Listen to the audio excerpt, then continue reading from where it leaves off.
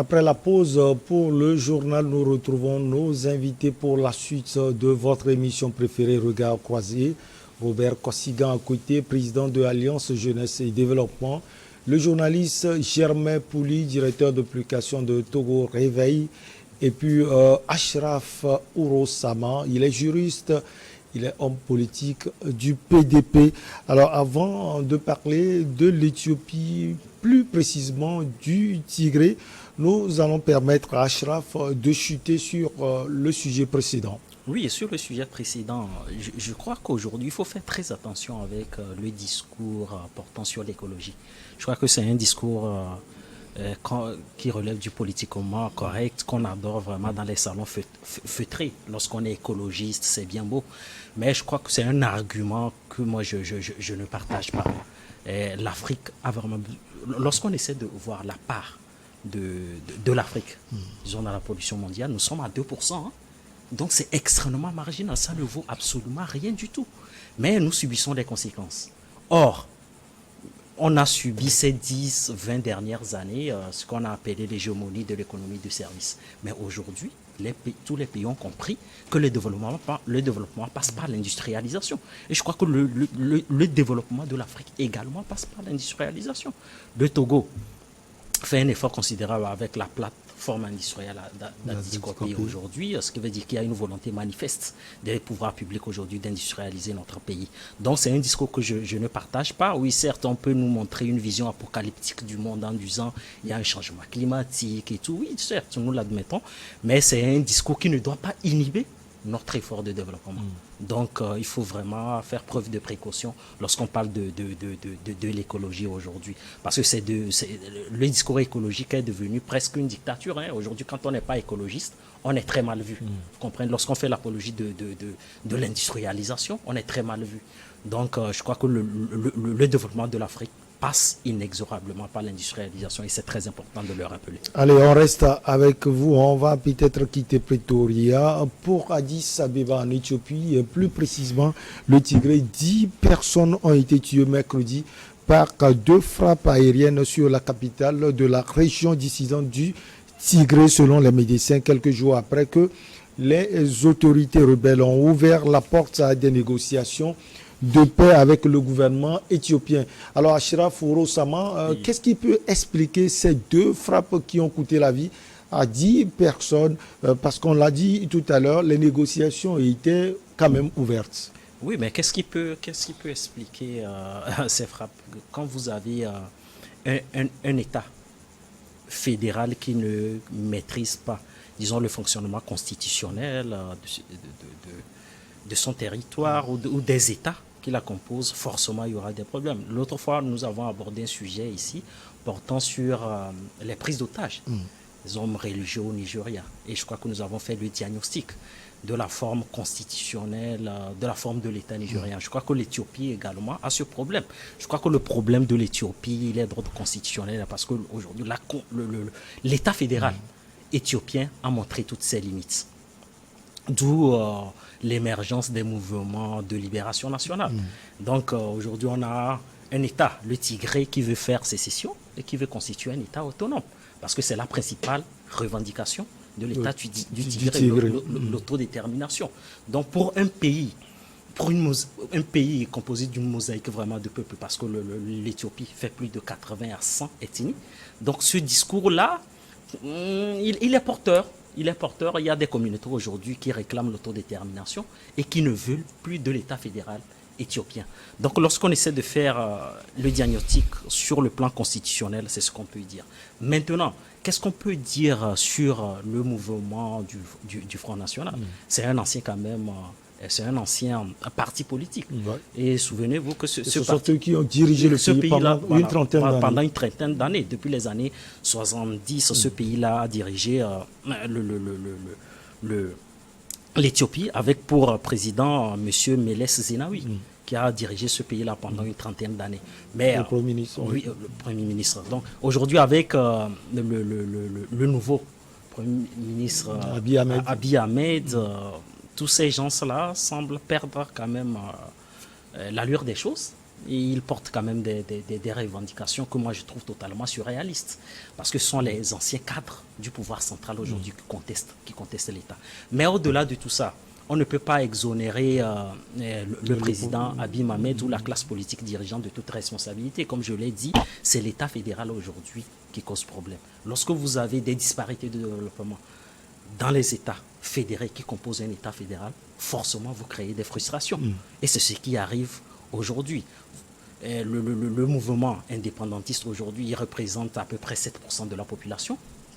Je ne crois pas que leurs revendications représentent toutes les aspirations du peuple éthiopien, mais cela menace l'intégrité territoriale éthiopienne. Et vous le savez, dans tous les États postmodernes, l'intégrité territoriale est une consécration constitutionnelle. Et aucun État ne tolère la lutte des mouvements indépendantistes. Parce qu'aujourd'hui, ces gens-là veulent sortir de l'État éthiopien et créer leur propre État. Et tous les États au monde, vous l'avez vu, même en Espagne, il y a des velléités indépendantistes de la Catalogne. L'État central espagnol refute tout argument, comment on dit, les indépendantistes. Moi, je crois que le gouvernement central a raison de tenir, mais on ne peut pas rester dans ce cycle infernal, parce qu'aujourd'hui, on perd quand même des vies, c'est des Éthiopiens qui meurent. Et il faut aujourd'hui créer un cadre de concertation, il faut un dialogue, il faut même réviser la forme de l'État éthiopien aujourd'hui, parce qu'en droit constitutionnel, il y a également une forme de l'État qu'on appelle la confédération d'États, à l'image de l'Italie. Donc, dans la confédération d'États, vous avez des États fédérés qui ont une autonomie beaucoup plus poussée que dans l'État fédéral. Donc si aujourd'hui, ce modèle-là n'apporte plus de réponse fiable aux aspirations du peuple éthiopien, il faut passer à l'étape supérieure, c'est-à-dire l'adoption, une révision constitutionnelle et l'adoption de la confédération d'États. Alors, Germain Pouli, l'État, le gouvernement central peut sévir selon le développement tout à l'heure de Ouro Sama Ashraf. Est-ce que finalement, c'est le Premier ministre Abiy Ahmed, le prix Nobel, qui ne veut pas négocier? Parce que dans l'introduction tout à l'heure, je l'avais dit, les portes des négociations ont été ouvertes par les rebelles. Finalement, ils sont bombardés également. C'est le gouvernement d'Addis Abeba qui empêche toute négociation avec les rebelles tigréens. Non, le gouvernement d'Addis Abeba se dit toujours ouvert aux négociations, sauf que sur le terrain, il y a une autre réalité. Et en même temps, vous savez, nous sommes dans une guerre. Il ne faut pas oublier aussi que les indépendantistes de Tigré aussi avaient refusé la négociation en cherchant un prétexte, soi-disant que le médiateur de l'Union africaine, l'ancien président Obasanjo, était proche du Premier ministre éthiopien. Donc aujourd'hui, comme sur le terrain, ils n'ont plus le vent en poupe, je crois qu'ils sont disposés à négocier, mais quand ils avaient conquis une bonne partie du territoire, ils ne voulaient pas négocier. Donc, vous comprendrez aussi que si l'autorité centrale a l'avantage de la bataille, on ne va pas dire, il y avait une trêve quand même qui a été violée depuis le mois d'août. On ne connaît pas trop l'origine qui a rompu cette trêve-là. L'objectif était de permettre au convoi humanitaire donc de passer et de songer aussi à un règlement pacifique du conflit. Donc on ne peut pas dire que les autorités gouvernementales empêchent la négociation, mais je pense que la guerre se poursuit, un peu comme ça se faisait un temps entre l'Ukraine et la Russie. Les parties se voyaient, mais la guerre se poursuivait. Alors l'Union africaine, si elle arrive aujourd'hui à négocier un nouveau cessez-le-feu, on pourra saluer cela. Mais sur le terrain, on semble comprendre que les autorités accusent les Tigréens de s'attaquer à certaines autres ethnies, donc ils se sont liés sur le plan politique à Abiy Ahmed, qui lui ont permis d'arriver au pouvoir. Donc le problème reste beaucoup plus ethnique dans au sein de cette fédération-là. Et de l'autre côté aussi, il y a l'Érythrée dont on ne parle pas beaucoup, qui est aussi à l'origine de cette guerre-là, parce que les autorités éthiopiennes, à l'époque où elles étaient issues du Tigré, avait fait la guerre avec l'Érythrée, et le nouveau Premier ministre aujourd'hui, qui est d'une autre ethnie, a fait la paix. Avec l'Érythrée. Et vous voyez que les autorités du Tigré accusent même l'Érythrée d'organiser des combats conjoints contre le territoire avec les autorités donc, éthiopiennes. Alors ce qu'on peut dire, c'est que la guerre a pris une autre tournure. Les autorités centrales semblent prendre le dessus parce qu'elles n'ont pas envie aussi d'encourager dans les autres parties de la fédération des envies de sécession. Donc il faut le décourager, mais sur le plan humanitaire, je crois que ce qui se vit aujourd'hui là-bas est très dramatique. Il y a des centaines de milliers de personnes qui sont déplacées. Le nombre de morts aujourd'hui, on ne peut même pas le chiffrer parce que ce coin du pays est totalement coupé de toute communication. L'Érythrée n'a plus d'énergie, il n'a plus de communication. Un certain nombre de choses manquent dans ce pays depuis que les dirigeants du front de lutte du peuple de Tigré ont décidé d'organiser les élections, alors que dans le pays, on avait repoussé les élections du fait de la Covid. Ça a créé un problème que le pouvoir central a décidé donc, de réprimer par la force, même si entre-temps on estime que c'est le Tigré qui a commencé en attaquant une base des forces éthiopiennes dans la zone. Bon, on ne saura pas qui a tort, qui a raison, mais la réalité, comme je le disais, c'est qu'il faut arrêter la guerre aujourd'hui, parce qu'il y a des dommages collatéraux très importants, il y a des populations qui meurent de faim, il y a des populations massivement déplacées qui vont dans des pays voisins comme le Soudan et ailleurs. Et l'ONU aujourd'hui accuse les deux parties de ne pas respecter du tout les droits de l'homme. Et il faut aujourd'hui que ces deux parties-là songent donc à faire la paix, surtout que les autorités du Tigré, un peu affaiblies, sont ouvertes aujourd'hui au dialogue. Je ne pense pas que la guerre sera la meilleure solution, parce que même pour gagner définitivement cette guerre-là, ce n'est pas sûr que c'est demain. Ça peut prendre encore du temps. Il y aura des pertes dans les deux camps. Il y aura des pertes innocentes aussi en termes de population civile. Et il faut que l'Union africaine aujourd'hui, pour qui l'Éthiopie reste un grand symbole, parce que Addis Abeba abrite le siège de l'Union africaine, il faut que les Africains prennent accord donc ce conflit-là. Nous avons parlé tout à l'heure de l'Occident, de la place de l'Afrique, tout ça. C'est l'occasion pour l'Afrique aussi de montrer qu'elle est responsable, qu'elle peut régler un grand conflit comme le conflit éthiopien. Donc en Afrique, on n'a pas besoin que l'ONU soit derrière. D'ailleurs, l'ONU n'a véritablement pas pu régler les situations ailleurs. On a vu au Mali, en RDC, un peu partout.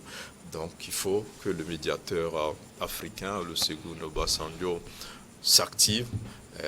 Comme les Tigréens le présentent comme l'ami du Premier ministre, il faut qu'il parle quand même à son ami pour que une trêve soit observée et qu'on donne une chance pour parler. Alors, Président Robert Koszigan, à côté, l'Union africaine n'a pas pu aussi apporter des solutions à différentes crises en Afrique. On se souvient de la récente, c'était entre le Rwanda et la République démocratique du Congo. Les Tigréens sont prêts à discuter aujourd'hui sous l'égide justement de l'Union africaine. Il faut que le Premier ministre Abiy Ahmed, il faut le préciser, qui est un prix Nobel de la paix, puisse accepter cela et discuter avec ses frères tigréens. Oui, justement, mais un chat échaudé a toujours peur de l'eau. Vous vous souvenez que, entre-temps, les forces tigréennes ont menacé même le pouvoir central. Il était presque arrivé à Addis Abeba. n'eût été C'est là où on a vu le Premier ministre au front. Ah mais oui, cette rapidité, cette rapide négociation avec la Turquie qui a fait bénéficier du camp de Abiy Ahmed les drones turcs qui ont cassé alors l'élan des Tigrés. Pour moi aujourd'hui, Abiy Ahmed et son gouvernement ne font qu'affaiblir de plus en plus. Alors, cette rébellion-là, mais oui, ils ne font que les affaiblir, c'est-à-dire la politique, c'est de mieux les affaiblir pour les pousser peut-être à négocier, à ne pas gagner grand-chose. Il ne faudrait pas aussi oublier que c'est la nostalgie, la rage de reconquérir le pouvoir par les Tigréens qui font que, alors, eux aussi se battent, et puis ils ont aussi leurs alliés. Que ce soit sur le plan international et tout, ils ont leur allié. Vous avez, pour vous, il y a sûrement quelqu'un derrière. Mais oui, à la fois dernière, vous avez constaté que le pouvoir d'Abiy Ahmed a fustigé le comportement de certains fonctionnaires de l'ONU. Alors même du directeur de l'OMS qui serait intégré. Alors, vous voyez, donc ils ne cessent de s'attaquer aux travailleurs de l'ONU. Alors donc moi j'ai dit, pour le moment, Abiy Ahmed est dans une politique, c'est affaiblir suffisamment cette rébellion indépendantiste et après peut-être passer à la négociation parce qu'il ne veut pas aussi perdre le pouvoir de sitôt. Mais cela dénote aussi de la force des ethnies dans nos pouvoirs africains. Vous savez, quand le pouvoir appartient, les gens considèrent que quand c'est tel de cette région qui est au pouvoir, alors le pouvoir appartient à cette ethnie, à cette race. Ça aussi, ça nous crée des problèmes. Nous n'avons pas encore la culture patriotique, la culture républicaine. C'est-à-dire qu'un homme peut appartenir à une race ou peut sortir d'une contrée, mais quand il arrive au numéro 1, si c'est lui qui dirige le pays, donc il devient populaire, il devient pour tout le monde. Alors, cette affaire d'ethnie gangrène aussi l'unité nationale sur le plan africain. C'est ça qui dérange un peu les Tigréens face à l'ethnie de Abiy Ahmed et tout ça. Et donc, moi, je dis qui ont dirigé ce pays pendant Obasanjo, sortant du Nigeria, qui a beaucoup d'ethnies et qui a eu à diriger par déjà 2 fois le Nigeria. Le Nigeria a une multitude d'ethnies. Je crois quand même qu'il a le savoir pour pouvoir mettre ensemble alors tous les Tigréens pour qu'ils puissent parler de la même voix. Parce que ce qui importe, ce qui les divise aujourd'hui n'est pas plus grand que ce qui les unit en réalité. Parce que l'Éthiopie les appartient tous. Il va falloir qu'ils travaillent à ramener la paix. Et puis moi j'ai dit, quand il y a la paix, alors l'ethnie tigré du Tigré qui n'est plus au pouvoir peut reconquérir le pouvoir, parce que le pouvoir c'est les élections. Alors quand il n'y a pas la paix, il n'y a pas les élections. Donc ils ont tous les Éthiopiens ont besoin de la paix aujourd'hui pour pouvoir alors permettre à la démocratie de marcher et que les institutions de la République marchent pour que les élections soient organisées à bonne date. Et là, voilà, peut-être qu'aujourd'hui, ce ne sont pas eux. Demain, peut-être, ce serait eux. Mais quand il y aura toujours cette guerre-là, et la famine, les déplacements des populations, je ne sais pas quand est-ce qu'ils auront le temps pour alors organiser les élections pour que demain, ils puissent reconquérir le pouvoir. Parce que il est plus utile de conquérir le pouvoir par les urnes que par les armes. Les armes font beaucoup, ça occasionne beaucoup de morts d'hommes, beaucoup de pertes en vie humaine et beaucoup de tragédies. On ne peut pas vouloir diriger un pays et occasionner des déplacements, des morts et de la guerre. Non, ce n'est pas possible. On espère cela. Donc, il va falloir que les Tigréens prennent leur mal à patience et que rentrent dans la négociation. Oui, Addis Abeba forcément va aller à la paix. Parce que il n'est pas là, il ne peut pas devenir bourreau aussi. Il est Allez, aussi. La pause s'impose, on va la marquer, on revient pour la suite et la fin.